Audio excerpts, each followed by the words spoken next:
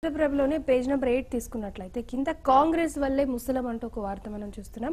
Karnataka సంక్షోభంపై స్వపక్షంలో అంతర్మథనం, Siddaramaiah versus DK విభేదాలు కారణమంటున్న నేతలు నేడు కాంగ్రెస్ శాసనసభాపక్ష సమావేశం ఆపరేషన్ లోటస్ అసత్య ప్రచారం అంటూ కూడా యడ్యూరప్ప చెప్తున్నారు.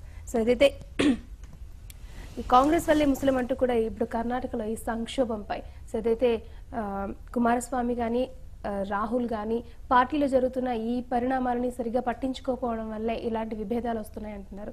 మీరేమంటారు? వాస్తవానికి ఈసారి కర్ణాటకకు సంబంధించి జరిగినదంతా కూడా ఇది ఒక మీడియా హైప్ గా మనం భావించాలి.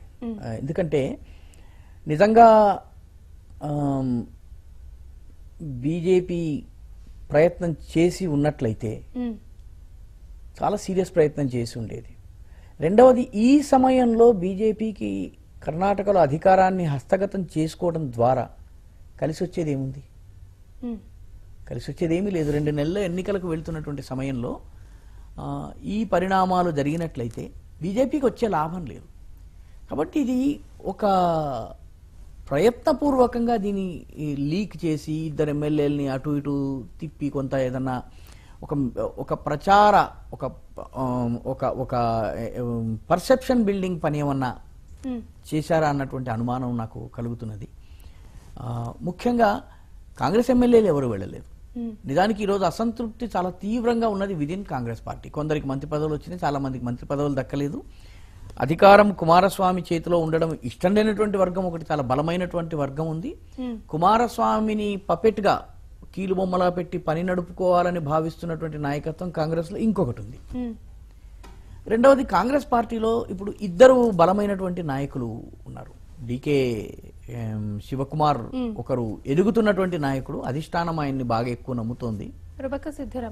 సిద్ధరామయ్య మాజీ ముఖ్యమంత్రి, ఆయన కూడా మైసూరు ప్రాంతానికి చెందినటువంటి నాయకుడు కావడము, అంటే కుమారస్వామి పార్టీ అయినటువంటి జనతాదళ్ సెక్యులర్ కి కంచుకోటగా భావించేటువంటి ఏరియాలో ఉన్నటువంటి నాయకుడు, బీసీ కులానికి చెందినటువంటి నాయకుడు కురుబా కావడం, ఈయన ఒక్కలిగా డీకే శివకుమార్ ఎవరుతున్నారో ఒక్కలిగా కమ్యూనిటీ. కాబట్టి 2 నాయకుల మధ్య జరుగుతున్న ఆధిపత్య పోరు రేపటికి 5 ఏళ్ల తరువాత కాంగ్రెస్ పార్టీలో ముఖ్యమంత్రి అభ్యర్థి ఎవరు కావాలి అన్నది తేల్చుకునేటటువంటి అంతర్గత పోరాటంలో భాగంగా ఈ కుమ్ములాటలు జరిగినాయి.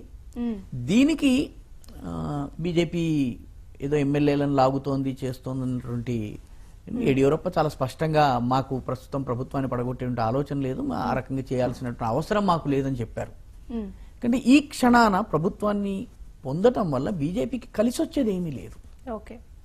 బీజేపీ ఎన్నికల తరువాత ప్రయత్నం కనుక ఒకవేళ చేసినా కూడా ఒక 3 సంవత్సరాల పరిపాలన చేసేటువంటి అవకాశం. ఈ సమయంలో ఎన్నికల ఫలితాల్లో ఎవరిది ప్రభుత్వం ఏర్పడుతుందో తెలియని పరిస్థితుల్లో ఈ ప్రభుత్వాన్ని పడగొట్టడం వల్ల యడ్యూరప్పకి కలిసి వచ్చేది ఏమీ లేదు. ఇది ఒక పర్సెప్షన్ కోసం జరుగుతున్నటువంటి ప్రపగాండాలో భాగంగా జరుగుతోంది.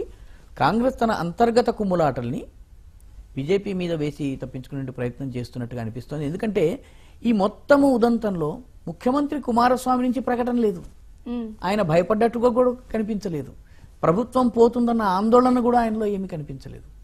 ఎందుకంటే ఆయనకు తెలుసును ఇది కాంగ్రెస్ యొక్క అంతర్గత ఈక్వేషన్స్ కి సంబంధించినటువంటి విషయము, వాళ్ళు తేల్చుకుంటున్నారు. అది తేలిన తర్వాత అందరూ నన్నే సమర్థిస్తారని ఆయనకు తెలుసు. కాబట్టి ఈ మొత్తం ఉదంతంలో కుమారస్వామి ఎక్కడ కూడా చలించలేదు. మామూలుగా ఇటువంటి సంఘటన జరిగితే ముందు జనతాదళ్ తన ఎమ్మెల్యేని తీసుకెళ్లి ఒక క్యాంపులో పెట్టుకోవాలి, అలా ఎందుకు జరగలేదు? కాబట్టి this is a propaganda perception battle. అంతర్గతంగా కాంగ్రెస్ పార్టీలో జరుగుతున్న కుమ్ములాటలు, ఆధిపత్య పోరాటము, దీనికి బీజేపీకి పెద్దగా సంబంధం ఉన్నట్టు అనిపించటం లేదు. Right sir.